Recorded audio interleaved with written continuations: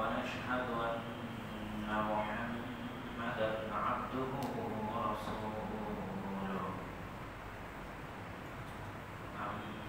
أما بعد فأعوذ بالله من الشيطان الرجيم رب اشرح لي صدري ويسر لي أمري واحلل عقدة من لساني يفقهوا قولي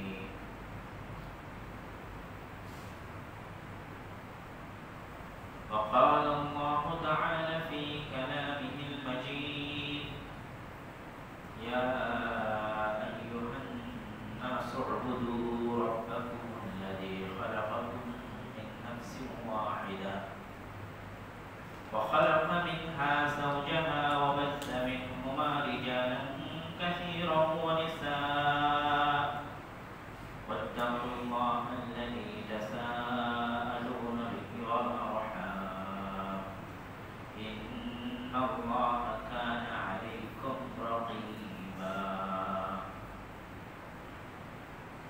وقال النبي صلى الله عليه وسلم من آذى ذميا فأنا خصمه وخصمته يوم القيامة وقال صلى الله عليه وسلم أيضا يا أمهاني من أجرتي فأجرته যাবতীয় প্রশংসা হামদ ও সানা মহাপরাক্রমশালী আল্লাহ সুবহানাহু ওয়া তাআলার জন্য সকলে বলি আলহামদুলিল্লাহ। আমরা তারই প্রশংসা আদায় করি ওয়া নাস্তাগফিরুহু, তার নিকটে ক্ষমা প্রার্থনা করি, ওয়া নাস্তাঈনুহু, তারই সাহায্য প্রার্থনা করি, ওয়া নাউযু বিল্লাহি মিন শুরুরি আনফুসিনা, আর আমাদের নিজেদের অনিষ্ট হতে মিন সাইয়্যাতি আমালিনা, এবং আমাদের অকল্যাণ খারাপ মন্দ গুনাহের কাজের অনিষ্ট হতে আমরা আল্লাহ সুবহানাহু ওয়া তাআলার নিকটে পরিত্রাণ চাই। মান ইয়াহদিহিল্লাহ, আল্লাহ সুবহানাহু ওয়া তাআলা যাকে হিদায়াত দিতে চান, ফালা মুদিল্লা লাহ, তাকে কেউ পথভ্রষ্ট করতে পারে না। আর আল্লাহ সুবহানাহু ওয়া তাআলা যাকে হিদায়াত দিতে চান না, তাকে কেউ হিদায়াত দিতে পারে না। ওয়া নাশহাদু আন লা ইলাহা ইল্লাল্লাহ, আর আমরা সাক্ষ্য দেই আল্লাহ সুবহানাহু ওয়া তাআলা ব্যতীত কোনো সত্যিকার প্রকৃত মাবুদ ইলাহ নেই। ওয়া নাশহাদু আন্না মুহাম্মাদান আবদুহু, আর আমরা আরো সাক্ষ্য দেই যে মুহাম্মদ সাল্লাল্লাহু আলাইহি ওয়াসাল্লাম তার বান্দা ওয়া রাসূলুহু, এবং তার প্রেরিত দূত বার্তাবাহক। সম্মানিত উপস্থিতি, আজকের অত্র মসজিদে জুমার খুতবার সংক্ষিপ্ত বিষয়বস্তু মুসলিম দেশে অমুসলিমদের অধিকার। আজকের বিশ্বে সবচেয়ে নির্যাতিত, সবচেয়ে মাজলুম মানুষ এবং ধর্ম ইসলাম হলেও সবচেয়ে বেশি অপবাদ আরোপ করা হয় ইসলামের উপরে। সারা পৃথিবীর সকলেই জানে যে আজকের পৃথিবীতে মুসলমানরা সবচেয়ে নির্যাতিত, কিন্তু মুসলমানদেরকে পাল্টা দোষারোপ করা হয় যে তারা হচ্ছে জঙ্গি, তারা হচ্ছে সন্ত্রাসী। ঠিক একইভাবে আজকের বিশ্বে শুধু অমুসলিম দেশে নয়, মুসলিম দেশেও মুসলমানেরা তাদের দ্বীন এবং ধর্ম নিয়ে সংখ্যালঘুতে পরিণত হলেও তাদেরকে বলা হয় যে তারাই আক্রমণকারী এবং তারাই নির্যাতনকারী। সেই দৃষ্টিকোণ থেকে একটা মুসলিম দেশে ইসলাম ধর্ম কি ধরনের, কি মাপের, সেটার উদারতা, সেটার আত্মসম্মান, সেটার আত্মমর্যাদা, সেটার ভারসাম্য কত উঁচু পর্যায়ে, সেটা আমাদের জানা থাকা উচিত।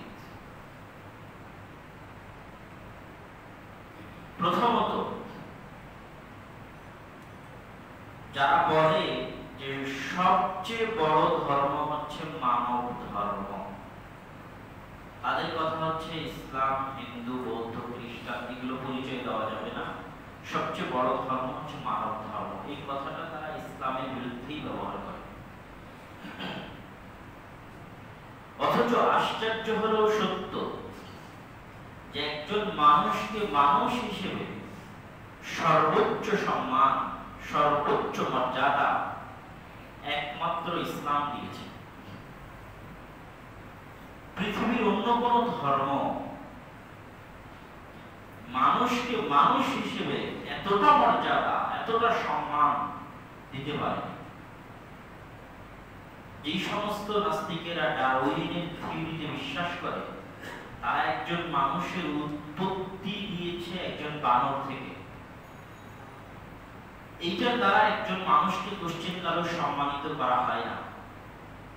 এই স্মৃতি কখনোই একজন মানুষের ভিতরে সম্মান বোধ সৃষ্টি করে না যে আমি একসময় বানর ছিলাম, কখনোই না। কোন মানুষের মধ্যে এই স্মৃতি সম্মান বোধ সৃষ্টি করে না যে সে একসময় কুকুর ছিল। যারা পুনর্জন্মে বিশ্বাস করে তারা অবশ্যই মনে করে যে আমি এই জন্মের আগে কিছু ছিলাম বা কিছু হব। তাহলে পুনর্জন্মের বিশ্বাস বা ডারউইনের বিশ্বাস একজন মানুষকে তার নিজস্ব আত্মপরিচয়ে সম্মানের জায়গায় নিয়ে যেতে পারে না, মর্যাদার জায়গায় নিয়ে যেতে পারে না। সেই জায়গায় ইসলাম একজন মানুষের সাথে যখন মানুষ হিসেবে কথা বলেছে, মুসলমান হিসেবে নয়, তখন তাকে সর্বোচ্চ সম্মান দিয়েছে।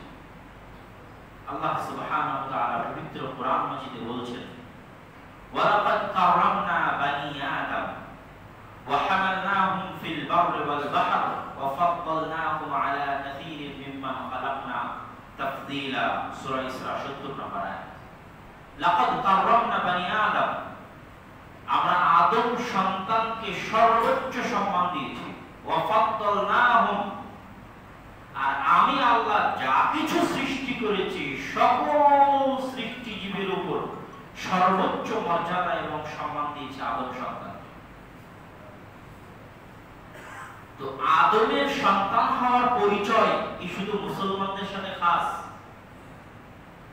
কোরআনে কি কোথাও বলা আছে যে শুধু মুসলমানের আদমের সন্তান? যে মেথর মুচি সেও কার সন্তান? আদমের সন্তান। আর সেই আদমকে আল্লাহ সুবহানাহু ওয়া তাআলা সর্বোচ্চ সম্মান দিয়েছেন।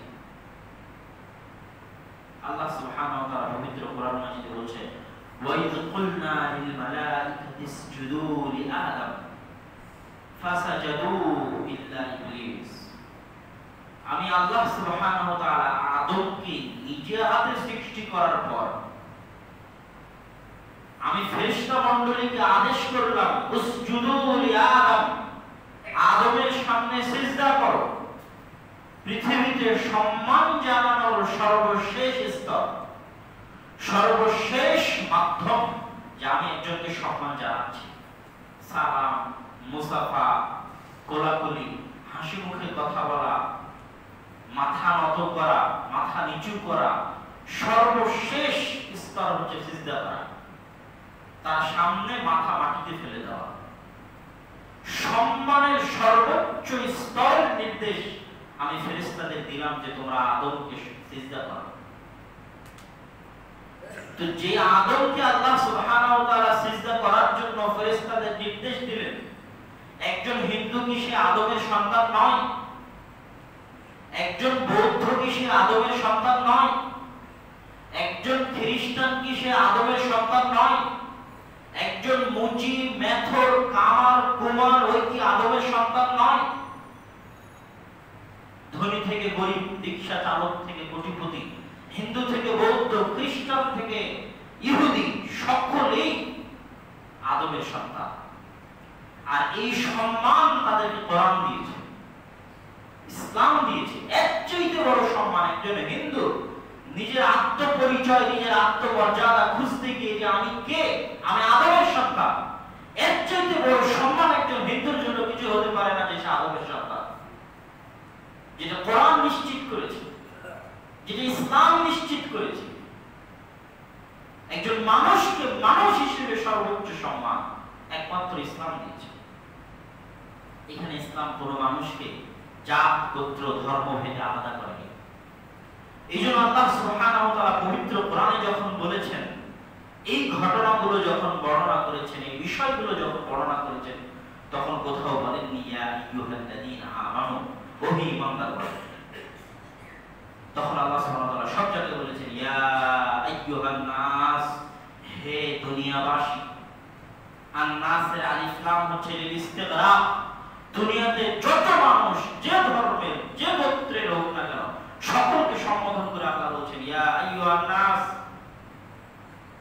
ইন্না খালাকনাকুম মিন যাকারি ওয়া উনসা, আমি তোমাদেরকে সৃষ্টি করেছি একজন নারী এবং একজন পুরুষ হতে। ওয়া জাআলনাকুম শুউবান ওয়া কাবাইলা, আর আমি তোমাদেরকে গোত্র বংশ আলাদা করে দিয়েছি লিতাআরাফু, যেন তোমরা পরস্পরকে চিনতে পারো।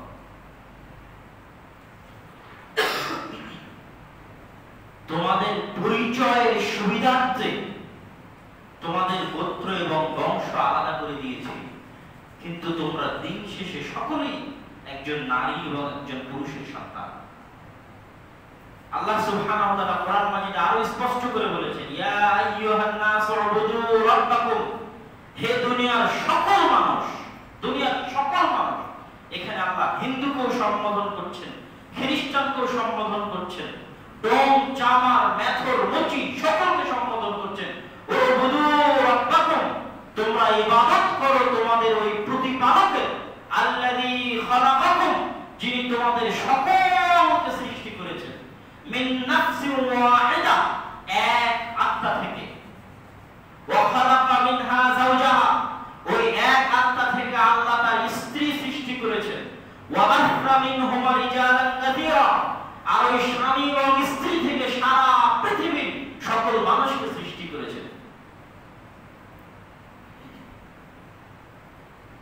সম্মানিত উপস্থিতি, মানুষকে মানুষ হিসেবে সম্মান দেওয়া ইসলামের যে মূলনীতি, যে মানদণ্ড, এই মূলনীতি এই মানদণ্ডকে অতিক্রম করে পৃথিবীর কোন ধর্ম তো দূরের কথা, আজকের যারা মানবতাবাদী, আজকের যারা জাতিসংঘ, আজকের যারা বিভিন্ন সংস্থা, আজকের যারা সাম্প্রদায়িক সম্প্রীতির কথা বলে, উদারনীতির কথা বলে, কেউই ইসলামের এই মানদণ্ডকে অতিক্রম করে আর কোন মানদণ্ড দাঁড় করাবে সম্ভব নয়। এত উঁচু মানদণ্ড ইসলাম দাঁড় করিয়ে দিয়ে গেছে। রাসূল সাল্লাল্লাহু আলাইহি ওয়াসাল্লাম বলেছেন ইয়া আইয়ুহান নাস, হে দুনিয়ার মানুষ, ইন্না রাব্বাকুম ওয়াহিদ, তোমাদের পিতা এক, তোমাদের রব এক, ওয়া ইন্না আবাকুম ওয়াহিদ, তোমাদের পিতা এক। সারা দুনিয়ার সকল মানুষকে দুই মানদণ্ডে আল্লাহ সুবহানাহু ওয়া তাআলা ইসলাম এক করে দিল। হে দুনিয়ার সকল মানুষ, ইন্না রাব্বাকুম ওয়াহিদ, তোমাদের সকলের সৃষ্টিকর্তা, সকলের পালনকর্তা, পালনহার একজন। ওয়া আবাকুম ওয়াহিদ, তোমাদের সকলের পিতা একজন। এই যে সকলের পিতা এক, সকলের সৃষ্টিকর্তা এক, এর চেয়ে বড় কোন মিল বন্ধন, এর চেয়ে বড় কোন লিঙ্ক যেটা একজন মানুষকে আরেকজন মানুষকে ভালোবাসতে বাধ্য করবে, যেটা একজন মানুষকে আরেকজন মানুষকে সম্মান দিতে বাধ্য করবে, যেটা একজন মানুষের সম্মান এবং পারস্পরিক ভ্রাতৃত্ব নিশ্চিত করবে, পারস্পরিক সম্প্রীতি নিশ্চিত করবে, এর চেয়ে বড় কোন লিঙ্ক পৃথিবী থেকে সৃষ্টি করতে পারবে না। ইন্না রাব্বাকুম ওয়াহিদ, তোমাদের প্রতিপালক সৃষ্টিকর্তা এক, ওয়া আবাকুম ওয়াহিদ, তোমাদের পিতা এক। তুমি ডোম চামার মেথো হিন্দু মুসলিম বৌদ্ধ খ্রিস্টান যে হও, রাব্বাকুম ওয়াহিদ, প্রতিপালক এক, আবাকুম ওয়াহিদ, পিতা এক। আলা লা ফাদলা লিআরাবিয়্যিন আলা আজামিয়্যিন, এই হাদিসের পরের অংশ। যেহেতু সৃষ্টিকর্তা এক, পিতা এক, সুতরাং লা ফাদলা লিআরাবিয়্যিন আলা আজামি, কেউ আরবি ভাষায় কথা বলে তাই অনারবের উপর তার বিশেষ কোনো প্রাধান্য নেই। ওয়ালা ফাদলা লিআজামিয়্যিন আলা আরবি, কেউ আরবি ভাষায় কথা বলে না তাই তার বিশেষ কোনো প্রাধান্য নেই একজন আরবের উপর। কেউ ইংরেজি ভাষায় কথা বলে তাই তার বিশেষ কোনো প্রাধান্য নেই আরেকজনের উপর। যেটা বাংলাদেশে হয়েছিল, কেউ উর্দুতে কথা বলে আর কেউ বাংলাতে কথা বলে, তাই একজন আরেকজনের চেয়ে সম্মান বেশি পাবে, এটা হতে পারে না। একজন আরবের সম্মান প্রাধান্য অনারবের উপর নেই, একজন একজন আরবের উপর নেই। ওয়ালা ইয়াহমারা আলা আসওয়াদ, কারো গায়ের রং দেখতে সাদা ধবধবে ফর্সা, তাই তার কোনো প্রাধান্য নেই আলা আসওয়াদ, একজন কালোর উপরে। আজকে যতই আধুনিকতার দাবিদার হোক, আমেরিকা থেকে শুরু করে অন্যান্য দেশ, তারা এখনো বর্ণ বৈষম্য থেকে বের হতে পারেনি। গায়ের চামড়ার রং যদি সাদা হয়, তাহলে তারা পরস্পরকে আত্ম আহমিকায় ভোগে। আর যদি আফ্রিকান কালো হয়, তাহলে বর্ণ বৈষম্যের কারণে তাকে দাস গোলাম হিসেবে তারা লালন পালন করে এসেছে, দাস গোলাম হিসেবে তাদের সাথে ব্যবহার করে এসেছে, জুলুম অত্যাচার করে এসেছে আজীবন এবং এখনো করতেছে। কিসের মানব অধিকারের দাবিদার, কিসের উদারনৈতিক সম্প্রীতির দাবিদার, সাম্প্রদায়িক সম্প্রীতির দাবিদার? এই হাদিসের চাইতে বড় কোন সম্মান এবং মর্যাদা সারা পৃথিবীর সকল মানুষের জন্য কেউ দিতে পারবে না।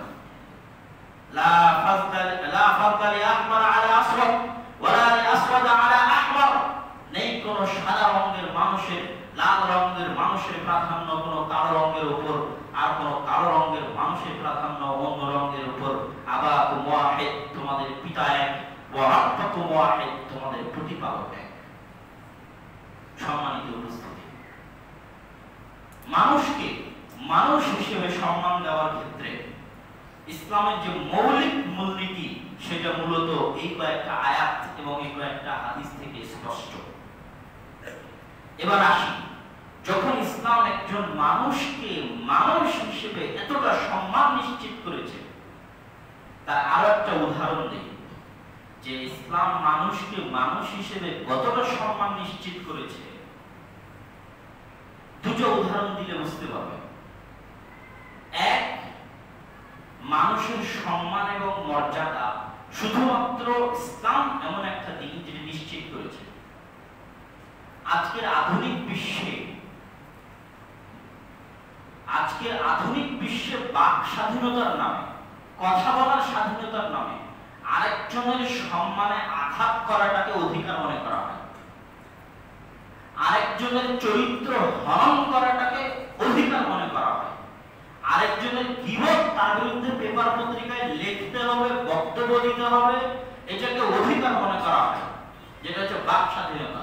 মুহাম্মদ সাল্লাল্লাহু আলাইহি ওয়াসাল্লামের কার্টুন আঁকানো যাবে কেন? এটা হচ্ছে বাক স্বাধীনতা। মুহাম্মদ সাল্লাল্লাহু আলাইহি ওয়াসাল্লামকে গালিগালাজ করা যাবে কেন? এটা হচ্ছে বাক স্বাধীনতা। তাহলে বাক স্বাধীনতার নামে তারা মানুষের সম্মানকে ভুলঞ্চিত, মানুষের মর্যাদাকে ধূলিসাৎ করে দিয়েছে। আর ইসলাম এমন একটা দিন যেটা মানুষের মর্যাদার সম্মান এবং মর্যাদার রক্ষা করার ক্ষেত্রে সবচেয়ে কঠোর এবং কঠিন। ঠিক যেমন মানুষের রক্তের দাম যেমন, মানুষের অর্থের দাম যেমন, ঠিক মানুষের সম্মানের দাম ইসলামে ঠিক তেমন। এটা হচ্ছে মানুষ হিসেবে মানুষকে সম্মান দেওয়া।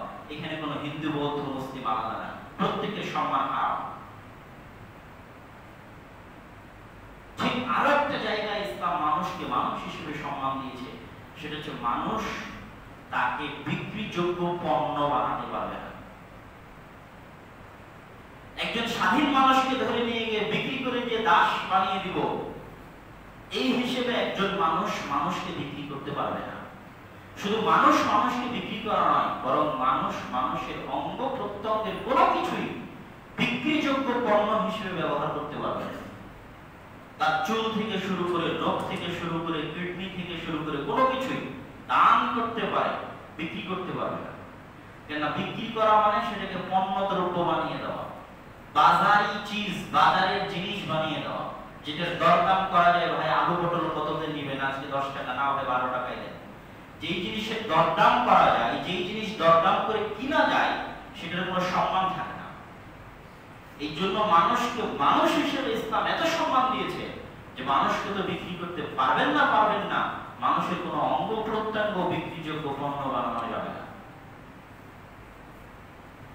সম্মানিত উপস্থিতি, এবার আসি, একটা ইসলামী রাষ্ট্রে, ইসলামী খেলাফায় মানুষ হিসেবে মানুষ তো সম্মান পাবেই। একজন অমুসলিম কি কি সম্মান পেতে পারে? বিশেষভাবে একজন অমুসলিম কি কি সুযোগ সুবিধা পেতে পারে একটি ইসলামী রাষ্ট্রে, একটি ইসলামী খেলাফায়। এই জিনিস জানার আগে আমাদেরকে জানতে হবে যে ইসলামী রাষ্ট্র ব্যবস্থার মূল থিম হচ্ছে মানুষের মৌলিক 5টা অধিকার নিশ্চিত করা। ইসলামী রাষ্ট্র মানেই কল্যাণমূলক রাষ্ট্র। কল্যাণমূলক রাষ্ট্র মানেই কিছু না করতে পারলেও মানুষের 5টা মৌলিক অধিকার নিশ্চিত করতে পারতে হবে, না হলে দায়িত্ব ছেড়ে দিতে হবে। এটা হলো ইসলামী রাষ্ট্রের মৌলিক থিমগুলোর একটা মৌলিক থিম। 5টা মৌলিক অধিকার মানে খাদ্যের অধিকার, অন্ন, খাবার। গোটা ইসলামী রাষ্ট্রের সীমানায় একটা পশু যদি না খেয়ে থাকে তার জিম্মেদার খলিফা, একটা কুকুর যদি না খেয়ে থাকে তার জিম্মেদার খলিফা। হিন্দু তো বহু দূরের কথা, বৌদ্ধ খ্রিস্টান তো বহু দূরের কথা। প্রথমত প্রত্যেক মানুষের খাদ্য নিশ্চিত করতে হবে। নিশ্চিত করতে না পারলে দায়িত্ব ছেড়ে দিতে হবে, না হলে নিজেকেও না খেয়ে থাকতে হবে। দ্বিতীয়ত মানুষের বস্ত্র, পোশাক। পোশাকহীন কোনো মানুষ থাকতে পারবে না। যার পোশাক নাই, এটা মৌলিক অধিকার, নিশ্চিত করতে হবে, না হয় দায়িত্ব ছেড়ে দিতে হবে। চিকিৎসার অধিকার, ফ্রি চিকিৎসা সেবা দিতে হবে। মৌলিক চিকিৎসা সম্পূর্ণরূপে ফ্রি দিতে হবে, না দিতে পারলে দায়িত্ব ছেড়ে দিতে হবে। কিন্তু কোনো মানুষ চিকিৎসার অভাবে মারা যাবে আর তখনও সেটাকে বলা হবে এটা ইসলামী রাষ্ট্র, হতে পারে না। তখনও সেটাকে বলা হবে এটা ইসলামী খেলাফা, এটা হতে পারে না। ঠিক মানুষের থাকার অধিকার, বসবাসের অধিকার, শিক্ষার অধিকার, এগুলো সম্পূর্ণ প্রত্যেক নাগরিকের সমানভাবে নিশ্চিত করতে হবে। এখানে কোন নাগরিক, কেউ হিন্দু, কেউ মুসলমান, কেউ বৌদ্ধ, এটা যাচাই বাছাই করার সুযোগ ইসলামে নাই। প্রত্যেকের পেটে খাবার দিতে হবে, গায়ে পোশাক দিতে হবে, মাথা গোজার জায়গা দিতে হবে, অসুস্থ হলে চিকিৎসা দিতে হবে, শিক্ষা দিতে হবে। মানুষের মৌলিক অধিকারগুলো নিশ্চিত করতে হবে। ইসলামী রাষ্ট্রের আরেকটা বড় মূলনীতি হচ্ছে বিচার সকলের জন্য সমান। খলিফাতুল মুসলিমিনকেও আদালতের কাঠগড়ায় দাঁড়াতে হবে। তার বিরুদ্ধে ইহুদিও কেস করতে পারে, ইসলামের ইতিহাসে নজির আছে। আলী রাদিয়াল্লাহু তাআলা আনহুর বিরুদ্ধে ইহুদি কেস করেছে, উনি খলিফাতুল মুসলিমিনের বিচারালয়ে আদালতে গেছেন, হাজিরা দিয়েছেন আসামি হিসেবে। বিচারের ঊর্ধ্বে কেউ নয়, সকলে বিচারের ক্ষেত্রে একদম সমান। শুধু তাই নয়, খলিফাতুল মুসলিমিন স্বয়ং যদি কাউকে দেখে যে সে জেনা করছে, হদ বাস্তবায়ন করতে পারবে না। বিবাহিত ব্যক্তি জেনা করলে তাকে রজম করতে হয়, অবিবাহিত ব্যক্তি জেনা করলে তাকে 100 লাঠি পিটাতে হয়। এখন খলিফাতুল মুসলিমিন নিজে চোখে কাউকে অন্যায় করতে দেখলেন, তিনি কি হাত বাস্তবায়ন করতে পারবেন? পারবেন না। কেননা ইসলামী খেলাফায় বিচার সকলের জন্য সমান। তাকে আদালতে পেশ করতে হবে, তার বিরুদ্ধে সাক্ষী পেশ করতে হবে খলিফাতুল মুসলিমিনকে, যে আমি নিজে একজন সাক্ষী, এই যে আর 3 জন সাক্ষী, 4 জন সাক্ষী। 4 জন সাক্ষী পেশ না করতে পারলে অপরাধীকে স্বীকার করতে হবে যে হ্যাঁ আমি অন্যায় করেছি। অপরাধীও যদি স্বীকার না করে আর খলিফা যদি 4 জন সাক্ষী পেশ না করতে পারে, তো খলিফা নিজে চোখে দেখলেও পাপ বাস্তবায়ন করতে পারবে না। রাতে রাতে গুলি করে হত্যা করে দেওয়া তো বহু দূরের কথা, কেউ জানলই না কি জন্য মারা গেল। ইসলামে মানুষের অধিকার এতটা নিশ্চিত, এতটা সুনিশ্চিত, এখানে হিন্দু বৌদ্ধ মুসলিমের কোনো পার্থক্য নাই। এখানে মানুষ হিসেবে তাকে পূর্ণ অধিকার দিয়েছে ইসলাম। 1 5টা মৌলিক অধিকার নিশ্চিত করতে হবে। 2 বিচার সকলের জন্য সমান। 3 ধর্ম, বর্ণ, কর্ম, বংশ নির্বিশেষে মেধার মূল্যায়ন হতে হবে। ইসলামী খেলাফা এত দ্রুত তরতর করে উন্নতির দিকে এগিয়ে গেছে, তার মূল কারণ এই 3টে। মেধার মূল্যায়ন হতে হবে সমান। কার মামা আছে, কার খালু আছে, কে 10,000 টাকা ঘুষ দিল, কে 50,000 টাকা ঘুষ দিল, চাকরি নিয়ে চলে গেল। আর মেধাবী মানুষ অবমূল্যায়িত, সে তার মেধার জোরে, টাকা পয়সা না থাকার কারণে, মামা খালু না থাকার কারণে সে ভালো জায়গায় পৌঁছতে পারবে না, টোটালি অফ। ধর্ম, বর্ণ, বংশ, টাকা পয়সা, মামা খালু নির্বিশেষে মেধার মূল্যায়ন নিশ্চিত করতে হবে, স্ট্রিক্টলি, কঠোর ও কঠিন ভাবে। তাহলে একটা ইসলামী রাষ্ট্র এই তিনটে জিনিস হচ্ছে মৌলিক। এবার আপনি বলেন, এত উন্নত মানের যদি কোন রাষ্ট্র হয়, সেই উন্নত মানের রাষ্ট্রে কোন হিন্দু রাষ্ট্র তো হিন্দুকে এত অধিকার দিতে পারবে না। এবার আরো স্পষ্ট করে আসি যে একটি ইসলামী রাষ্ট্রে, ইসলামী খেলাফায় একজন অমুসলিম বিশেষভাবে কি কি সুযোগ সুবিধা পাবে। এগুলো তো আম ব্যাপক কথা বললাম। মানুষ হিসেবে ইসলাম কি মর্যাদা দিয়েছে মানুষকে, রাষ্ট্র হিসেবে ইসলামী রাষ্ট্রে একজন মানুষ হিসেবে কি কি সুবিধা নিশ্চিত পেতে পারে। তিন, একজন অমুসলিম সেই দেশে কিভাবে থাকবে। ইসলামের তিনটা পরিভাষা ব্যবহার করা হয় অমুসলিমের জন্য। এক, জিম্মি; দুই, মুস্তামিন; তিন, মুআহাদ। জিম্মি শব্দটা শুনলে আমাদের দেশের মানুষ মনে করে যে অমুককে জিম্মি করে রেখেছে, টাকা আদায় করবে এই জন্য।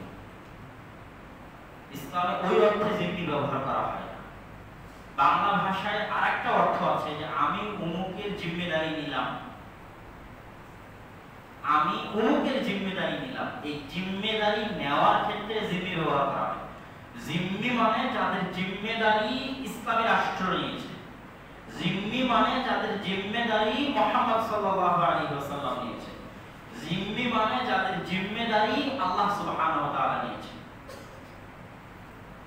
সেই অর্থে জিম্মি শব্দটা ব্যবহার করা হয় যে এই ধরনের ব্যক্তিদের জিম্মেদারি আল্লাহ এবং আল্লাহ রাসূল নিয়েছেন এবং পরবর্তীতে যারা দায়িত্ব পালন করবেন তাদেরকে এইভাবে নির্দেশ দিয়ে গেছেন, নিশ্চিত করে গেছেন তাদের জিম্মেদারি। এই জন্য তারা জিম্মি। তারা কার?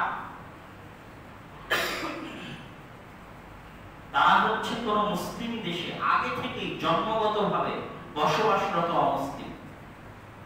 একটা দেশে ইসলামী খেলাফা প্রতিষ্ঠিত হয়ে গেল, রাসূল সাল্লাল্লাহু আলাইহি ওয়াসাল্লামের যুগ হয়েছে, তো ওই দেশে আগে থেকেই যারা অমুসলিম বসবাস করত তাদেরকে যে সুযোগ সুবিধা দেওয়া হবে, সেই সুযোগ সুবিধাটা হচ্ছে জিম্মি শব্দের পরিভাষার আওতায়। তারা ট্যাক্স দিবে, ট্যাক্স দেওয়ার বিনিময়ে সকল সুযোগ সুবিধা তাদের জন্য নিশ্চিত হবে। সেই সুযোগ সুবিধা সংক্রান্ত দিয়ে একটা হাদিস বলি, রাসূল সাল্লাল্লাহু আলাইহি ওয়াসাল্লাম, মান কানাত লাহু যিম্মাতুনা فذمه كذمنا ذمة المسلمين تتكافأ واحدة يسعى بها أدناهم فمن أخفر مسلما فعليه لعنة الله والملائكة والناس أجمعين। জিম্মির ক্ষেত্রে রাসূল সাল্লাল্লাহু আলাইহি ওয়াসাল্লাম কিছু মূলনীতি এবং কিছু হাদিস বলে গেছেন। প্রথমত কিছু হাদিস বলি, যেমন একটা, রাসূল সাল্লাল্লাহু আলাইহি ওয়াসাল্লাম বলেছেন যে কেউ যদি কোন জিম্মিকে হত্যা করে, যার জিম্মেদারি ইসলামী রাষ্ট্র নিয়েছে, নিরাপত্তার জিম্মেদারি ইসলামী রাষ্ট্র নিয়েছে, মাইয়াকতুল, কেউ যদি হত্যা করে ওই জিম্মিকে, লা ইয়াজিদ রাইহাতাল জান্নাহ, সে জান্নাতের গন্ধ পাবে না। অথচ জান্নাতের গন্ধ 40 বছর 70 বছরের দূরত্বের পথ থেকে পাওয়া যায়, কিন্তু জিম্মি যার নিরাপত্তা নিশ্চিত করেছে আল্লাহ এবং আল্লাহ রাসূল, তাকে যে হত্যা করবে ও জান্নাতের গন্ধ পাবে না। ইসলামী খেলাফার অগণিত ঘটনা আছে যে মুসলমান জিম্মিকে হত্যা করেছে, অমুসলিম জিম্মিকে। ইসলামী আদালত ওই মুসলমানকে হত্যার ফায়সালা দিয়েছে। 4 খলিফার যুগেই অগণিত ঘটনা আছে। রাসূল সাল্লাল্লাহু আলাইহি ওয়াসাল্লাম আরো বলেন, মান আযা জিম্মিয়ান, কেউ যদি কোন জিম্মিকে কষ্ট দেয় ফাআনা হাসামুহু, তাহলে ওই জিম্মির পক্ষ থেকে আমি লড়াই করব, কেননা তার জিম্মেদারি তো আমি নিশ্চিত করে গেছি। তো আমি মুহাম্মদ তাকে কষ্ট দিলে আমি তার উকিল হয়ে তার পক্ষ হয়ে লড়াই করব। আর জেনে রাখো, আমি মুহাম্মদ সাল্লাল্লাহু আলাইহি ওয়াসাল্লাম যদি লড়াই করি, তাহলে সেই লড়াইটা হবে কিয়ামতের মাঠে। খাসামতুহু ইয়াউমাল কিয়ামা, ওই জিম্মির পক্ষ হয়ে লড়াই করব কিয়ামতের মাঠে। রাসূল সাল্লাল্লাহু আলাইহি ওয়াসাল্লাম জিম্মির বিষয়ে কিছু মূলনীতি দিয়েছেন। সেই মূলনীতি কি? জিম্মাতুল মুসলিমিনা তাতাকাফা, প্রত্যেক মুসলমানের জিম্মা হচ্ছে সমান। সমান মানে উদাহরণ দিয়ে বুঝাই, আজকে এখানে চেয়ারম্যান আছে, এমপি আছে, মন্ত্রী আছে, সব আছে। মনে করেন যে ইসলামের খেলাফা হয়ে গেল। ইসলামের খেলাফা হয়ে যাওয়ার পর শুধুই কি চেয়ারম্যান যে হিন্দু পরিবারকে আশ্রয় দিবে, নিশ্চিত করবে, তারাই জিম্মেদারিওয়ালা, তারাই জিম্মা পাবে? শুধু কি এমপি যে বৌদ্ধ খ্রিস্টান হিন্দু পরিবারকে নিরাপত্তা নিশ্চিত করবে তারাই পাবে? আসল কথা না। জিম্মাতুল মুসলিমিনা তাতাকাফা, একজন অপরিচিত নগণ্য কেউ চিনে না সেই মুসলমানও যদি বলে আমি মুসলমান, এই হিন্দু পরিবারকে আমি নিরাপত্তা দিলাম, তাহলে তাতাকাফা, রাষ্ট্রের প্রধান যে তাকেও মানতে হবে যে না, এই হিন্দু পরিবার তার কাছে নিরাপদে সমান। একজন মুসলিম আর একজন অমুসলিমকে নিরাপত্তা দেওয়ার ক্ষেত্রে উঁচু নিচু দায়িত্ব পদমর্যাদা ভেদাভেদ নাই। একজন গরিব অপরিচিত মুসলমান যদি বলে আমি এই হিন্দুকে নিরাপত্তা দিলাম, তাহলে সারা পৃথিবী সকল মুসলমানের এটা কর্তব্য যে তার গায়ে সে টাচ করতে পারবে না, হাত দিতে পারবে না। পরের বাক্যগুলো রাসূল সাল্লাল্লাহু আলাইহি ওয়াসাল্লাম আরো কঠিন করে বলছেন, ফামান আখফারা মুসলিমা, একজন মুসলিম যদি আরেকজন অমুসলিমকে নিরাপত্তা দেয় আর আরেক মুসলিম যদি তার নিরাপত্তাকে লঙ্ঘন করে, ফাআলাইহি লানাতুল্লাহ, তাহলে যেই মুসলমান আরেক মুসলমানের দেওয়া নিরাপত্তাকে লঙ্ঘন করলো তার উপর আল্লাহর লানত, ওয়াল মালায়েকা, সকল ফেরেশতা মণ্ডলীর লানত, ওয়ান নাসি আজমাইন, সারা পৃথিবীর সকল মানুষের লানত। লা ইয়াকবালুল্লাহু মিনহু ইয়াওমাল কিয়ামা সারফা ওয়া আদলা, কিয়ামতের মাঠে আল্লাহ তার নফল ও ফরজ কোন ইবাদত কবুল করবে না। এর চেয়ে কঠিন বাক্য কিছু হতে পারে না। এবং এটার বাস্তব উদাহরণ মক্কা বিজয়ের সময় দেখা গেছে।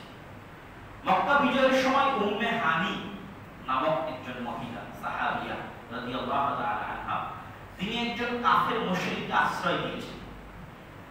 তো সে আশ্রয়টা অন্যরা মানতে চাচ্ছিল না। তখন তিনি রাসূল সাল্লাল্লাহু আলাইহি ওয়াসাল্লামকে গিয়ে সমস্যার কথাটা বললেন।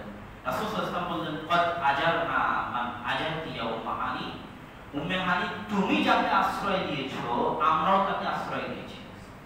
তথা আশ্রয় দেওয়ার ক্ষেত্রে সকল মুসলমান সমান, এখানে কেউ আরেক মুসলমানের উপর আগ বাড়িয়ে কিছু করতে পারবে না। সম্মানিত উপস্থিতি, জিম্মিদের ক্ষেত্রে দুটো চিঠি, যেটা ওমর রাদিয়াল্লাহু তাআলা আনহু একটা চিঠি যেটা তিনি ফিলিস্তিনবাসীকে দিয়েছিলেন, আর একটা আবু বকর রাদিয়াল্লাহু তাআলা আনহু চিঠি যেটা তিনি নাজরানবাসীকে দিয়েছিলেন। এই দুটো একটু অনুবাদ করলে আপনাদের কাছে আরো স্পষ্ট হবে যে ইসলামে জিম্মিদের বিষয়টা কেমন। কিতাবুল খলিফা রাশিদ আবু বকর সিদ্দিক রাদিয়াল্লাহু তাআলা আনহু লিআহলি নাজরান, বিসমিল্লাহির রহমানির রহিম, হাদা মা কাতাবা বিহি আব্দুল্লাহ, এই চিঠি লিখছেন আল্লাহর বান্দা আবু বকর, খলিফাতু মুহাম্মদ আন-নবী রাসূলুল্লাহ সাল্লাল্লাহু আলাইহি ওয়াসাল্লাম, যিনি আল্লাহর রাসূল মুহাম্মদ সাল্লাল্লাহু আলাইহি ওয়াসাল্লামের খলিফা। চিঠিটা কাদের উদ্দেশ্যে? লিআহলি নাজরান, নাজরানবাসীর উদ্দেশ্যে। আজারহুম বিজিওয়ারিল্লাহ, আমি আবু বকর তাদেরকে আশ্রয় দিচ্ছি আল্লাহর ওয়াদা অনুযায়ী, মুহাম্মদ সাল্লাল্লাহু আলাইহি ওয়াসাল্লামের ওয়াদা অনুযায়ী। আলা আনফুসিহিম, তাদের জীবনের নিরাপত্তা দিচ্ছি, ওয়া আরযিহিম, তাদের জমি জায়গার নিরাপত্তা দিচ্ছি, ওয়া মিল্লাতিহিম ওয়া ইবাদাতিহিম, তাদের ইবাদতের নিরাপত্তা দিচ্ছি, ওয়া আমওয়ালিহিম, তাদের ধন সম্পদের নিরাপত্তা দিচ্ছি, ওয়া রাহবানিহিম, তাদের পাত্রী যারা হুজুর, তাদের মধ্যে দিনদার টাইপ যারা, হুজুর টাইপ যারা, পাত্রী যারা, গুরু যারা, পণ্ডিত যারা, তাদের সকলের নিরাপত্তা দিচ্ছে। ওকুল্লামা তাহতা আইদিহিম মিন কালিল ওয়া কাসীর, এবং তাদের অধীনস্থ যা কিছু আছে অল্প বেশি সবকিছু নিরাপত্তা দিচ্ছে। আবু বকর ওমর রাদিয়াল্লাহু তাআলা আনহু যখন ফিলিস্তিন বিজয় করলেন, তখন প্রায় 4000 সাহাবী গোটা বাইতুল মাকদিস জেরুজালেম চারিদিক থেকে ঘিরে রেখেছিলেন। জেরুজালেমের শাসক পাদ্রী যখন বাধ্য হলো, কোনো উপায় পেল না, তখন সে শর্ত পেশ করলো যে তোমাদের আমির যিনি, তিনি যদি এখানে আসে, উপস্থিত হয়, তাহলে আমরা জেরুজালেমের চাবি তার হাতে হস্তান্তর করব। তখন সাহাবী আবু ওয়াইল ইবনে জাররাহ চিঠি লিখে পাঠালেন ওমর রাদিয়াল্লাহু তাআলা আনহুর নিকটে। ওমর রাদিয়াল্লাহু তাআলা আনহু চিঠির জবাবে বললেন, ঠিক আছে, আমি আসছি। তিনি আসলেন।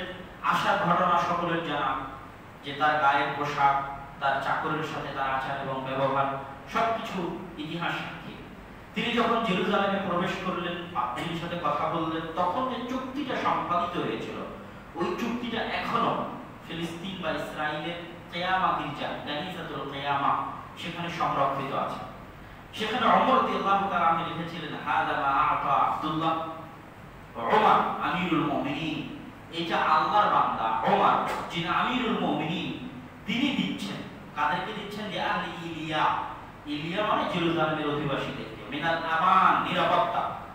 আতাহুম আমানান লিআনফুসিহিম, ওমর নিরাপত্তা দিচ্ছেন, আমিরুল মুমিনিন নিরাপত্তা দিচ্ছেন। আল্লাহর বান্দা ওমর আমিরুল মুমিনিন নিরাপত্তা দিচ্ছেন লিআনফুসিহিম, তাদের জীবনের, ওয়া আমওয়ালিহিম, তাদের ধন সম্পদের, ওয়া কানাইসিহিম, তাদের গির্জা, ওয়া সুলবানিহিম, তাদের ক্রুশ, যে ক্রুশটা যারা গলায় ঝুলিয়ে রাখে ওই ক্রুশে, ওয়া সাইরা মিল্লাতিহা, এবং তাদের যা কিছু আছে সবকিছু। লা তুসকারু কানাইসুহুম ওয়া লা তুহদাম, তাদের গির্জা ভাঙা হবে না, তাদের গির্জার ক্ষতি পৌঁছানো হবে না। ওয়ালা শাইইন মিন আমওয়ালিহিম, তাদের ধন সম্পদের কোনো ক্ষতি পৌঁছানো হবে না।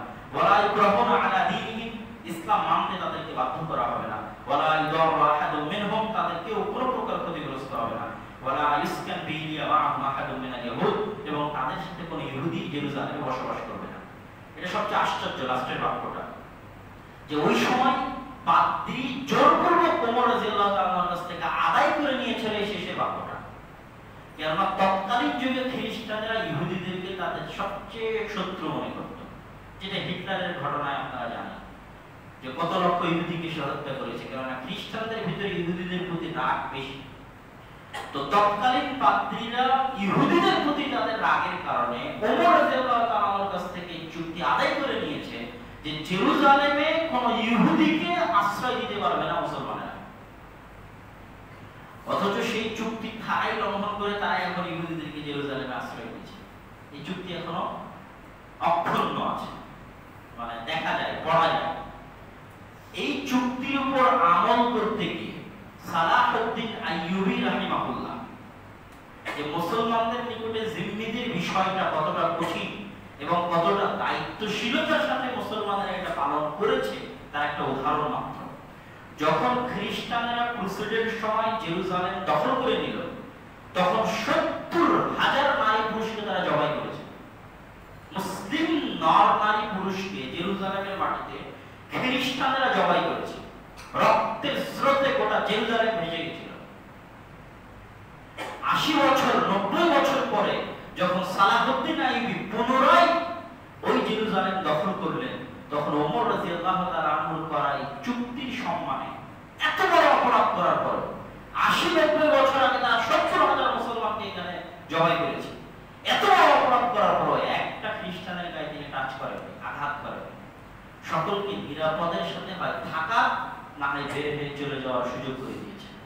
সম্মানিত উপস্থিতি, সুতরাং ইসলামকে দোষারোপ করা, ইসলামকে গালিগালাজ করা, বা ইসলামের বিষয়ে ব্যতিক্রম কোনো কথা বলা, বা মানবতার ধর্ম, সবচেয়ে বড় ধর্ম মানব ধর্ম, এই দোহাই দিয়ে ইসলামকে ছোট করার কোন সরিষা সমপরিমাণ জায়গা এবং রাস্তা নেই।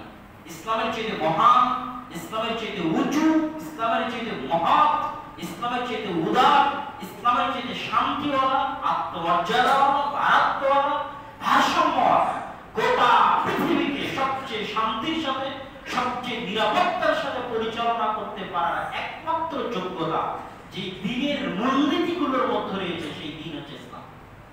সারা পৃথিবীর সকল হিন্দু, সকল বৌদ্ধ, সকল খ্রিস্টান, সকল মুসলিম নির্যাতিত মানুষের একমাত্র আশ্রয়স্থল হচ্ছে ইসলাম। সবাই যদি ইসলামকে মেনে নেয়, ধর্ম হিসেবে নয়, রাষ্ট্র ব্যবস্থা হিসেবেও যদি মেনে নেয়, তো এর চেয়ে বেশি নিরাপদ, এর চেয়ে বেশি শান্তি, এর চেয়ে বেশি নিরাপত্তা, এর চেয়ে বেশি অধিকার আর কোনো দিন তাদেরকে নিশ্চিত করতে পারবে না। তাদের নিজস্ব দিনও তাদেরকে নিশ্চিত করতে পারবে না। যেটা আমি বলেছি, হিন্দুদেরকে হিন্দু রাষ্ট্র এত নিরাপত্তা, এত উন্নত অধিকার দিতে পারবে না যেটা পূর্ণাঙ্গ ইসলামী রাষ্ট্র দিতে পারবে। আল্লাহ সুবহানাহু ওয়া তাআলা আমাদের মুসলমানদেরকে সজাগ হওয়া, সচেতন হওয়া এবং ইসলামের এই উন্নত উঁচু মহান নীতিগুলো পালন করার তৌফিক দান করুক আল্লাহ। বক্তব্যের শেষাংশে এসে আপনাদের সাথে দুইটা কথা। এক, আজকে এখানে আপুর উপস্থিত হওয়ার কথা ছিল, তিনি দুবাই জরুরি কাজে যাওয়ার কারণে আমি উপস্থিত হয়েছি। আপনারা সকলেই তার জন্য দোয়া করবেন, আল্লাহ সুবহানাহু ওয়া তাআলা যেন তাকে নেক হায়াত এবং সুস্বাস্থ্য দান করেন এবং যাবতীয় বিপদ আপদ থেকে আল্লাহ সুবহানাহু ওয়া তাআলা যেন তাকে হেফাজত করেন। আর সকলে অবশ্যই, যেহেতু আব্বু বক্তব্য দিলে জামিয়া সালাফিয়ার কথা বলেনি আর আমি কোনো সময় সেভাবে বলি না, কিন্তু আজকে আব্বুর অনুপস্থিতিতে কিছু টুকটাক বলা প্রয়োজন মনে করছি। তার মধ্যে একটা হচ্ছে জামিয়া সালাফিয়া রাজশাহী ডাঙ্গিপাড়ায় উন্নত মানের একাডেমিক ভবন নির্মাণের কাজ চলমান রয়েছে, সেটা হয়তো গ্রেড বিম ঢালাই আজকালকের মধ্যেই হবে, যাতে ছাত্ররা উন্নত মানের ক্লাসরুমে প্রজেক্টর সহ, মাল্টিমিডিয়া প্রজেক্টর সহ, সাউন্ড প্রুফ ক্লাসরুমে সুন্দরভাবে ভালোভাবে ক্লাস করতে পারে, সেই পরিবেশ যাতে তাদেরকে দেওয়া যায়, এটার উদ্দেশ্য হচ্ছে ওই একাডেমিক ভবন নির্মাণ করা। আর জামিয়া সালাফিয়া রূপগঞ্জ নারায়ণগঞ্জে গত 1 বছর বা 1.5 বছরে প্রায় 500 শতক জমি রেজিস্ট্রি এবং বায়নামা কমপ্লিট করা হয়েছে আলহামদুলিল্লাহ, এবং আরো হয়তো 200-300 শতক কমপ্লিট করতে হবে, যেটা হয়ে গেলে আমাদের যে মাস্টার প্ল্যান ছিল যে জামিয়া সালাফিয়া রূপগঞ্জ নারায়ণগঞ্জ 50 বিঘা জমির উপর সম্পূর্ণ একটা বিশাল কমপ্লেক্স, ছেলেদের মাদ্রাসা, মেয়েদের মাদ্রাসা, বিশাল মসজিদ সবকিছু দখল করে ফেলা যাবে ইনশাআল্লাহ। যেটা বলা যায় 3 ভাগের 2 ভাগ কাজ সম্পূর্ণ আর 1 ভাগ কাজ হয়তো বাকি আছে। আর মসজিদের কাজ আগামী বছরের ফেব্রুয়ারি, মার্চ, এপ্রিল নাগাদ শুরু হবে, যেটা ঢাকার মধ্যে বা ঢাকার আশেপাশের মধ্যে শুধু আহলে হাদিস দিয়ে কথা নয়, বরং সকলের সবচেয়ে বড় মসজিদ যেন হয় এবং সকলের সেখানে আরামে গিয়ে সালাত আদায় করা, জুমার খুতবা শোনা সবকিছু যেন সুন্দরভাবে হয়, এটা একটা পরিকল্পনা। যেখানে একতলাতেই 7 থেকে 10,000 মুসল্লির ব্যবস্থা করার ইচ্ছা আছে, বাকিটা ইঞ্জিনিয়ারের পরামর্শ। ওখানে প্রায় 200 শতক জমি মসজিদের জন্য ক্রয় কমপ্লিট, 200 শতক জমির উপর মসজিদ হবে। মসজিদের কাজ আগামী বছর ফেব্রুয়ারি মার্চে শুরু হবে। আমাদের ধারণা যাতে 7 থেকে 10,000 মানুষ সালাত আদায় করতে পারে একতলায়, এক ফ্লোরে। এখন ইঞ্জিনিয়ার যেভাবে পরামর্শ দিবে সেইভাবে বাকিটা মাস্টার প্ল্যান অনুযায়ী সামনে আগাবে। তো এই মোটামুটি দুটো মৌলিক পরিকল্পনা, জামিয়া সালাফিয়া ডাঙ্গিপাড়া এবং জামিয়া সালাফিয়া রূপগঞ্জ নারায়ণগঞ্জ। আর সালাফি কনফারেন্সের কথা আপনারা জানেন, 23-24 ডিসেম্বর রাজশাহীতে, 13-14 জানুয়ারি এখানে সালাফি কনফারেন্সে উপস্থিত হওয়ার চেষ্টা করবেন। আর আব্বুর ভাষায় বলতে হয়, যেহেতু আব্বু যে ভাষা বলে গেছে তার উপর দিয়ে আর কোনো ভাষা আমার জানা নাই, যে আপনারা সহযোগিতা করতে না পারলে অন্তত পক্ষে দোয়া করবেন যেন আল্লাহ সুবহানাহু ওয়া তাআলা কবুল করেন। আল্লাহ সুবহানাহু ওয়া তাআলা উপরে কবুল করলে কার মাধ্যমে তিনি সহযোগিতার ব্যবস্থা করে দিবেন সেটা তিনিই জানেন। আর আব্বুর আরেকটা ভাষা যেটা বাস্তব আমি নিজেও জানি না এবং আব্বুও জানে না, যে কিভাবে 500 শতক জমি 1.5 বছরের মধ্যে বায়নামা হলো, রেজিস্ট্রি হলো, অনেক টাকা পয়সার ব্যাপার, কে দিল, কোথায় থেকে আসলো, আসলে আব্বুও জানে না, আমিও জানি না। এটাই হচ্ছে আল্লাহ সুবহানাহু ওয়া তাআলা কবুল করলে আল্লাহ মানুষ ব্যবস্থা করে দিবেন, তারা কাজ করবে। তো আল্লাহ সুবহানাহু ওয়া তাআলা যেন কবুল করেন, আল্লাহুম্মা আমিন। আর সর্বশেষ আজকে যাওয়ার সময় অবশ্যই মাসিকের ইহতিসাম এবং আমাদের যে বই পুস্তকগুলো আছে সেগুলো নিয়ে যাবেন। বাইতুল মোকাররমের বই মেলায় বিকেলবেলা আমি যাব ইনশাআল্লাহ, ওখানেও আমাদের 21-22 নাম্বার স্টলে বই পুস্তক পাওয়া যাচ্ছে, সেখান থেকেও আপনারা বই পুস্তক নেওয়ার চেষ্টা করবেন। আর কিছুই না নিতে পারলে মাসিকের ইহতিসাম নিয়ে যাবেন। এর পিছনে অনেক পরিশ্রম থাকে, 10-12 জন গবেষক, মুফতি, মাসিক ফতোয়া বৈঠক, গবেষণাগার, 15-20টা কম্পিউটার, সব এর পিছনে ব্যয় থাকে প্রতি মাসে এবং অহরহ রানিং চলতেই আছে। সুতরাং এটাকে আপনাদের মূল্যায়ন করার চেষ্টা করতে হবে। আল্লাহ সুবহানাহু ওয়া তাআলা যেন এটাকে কবুল করে, আল্লাহুম্মা আমিন।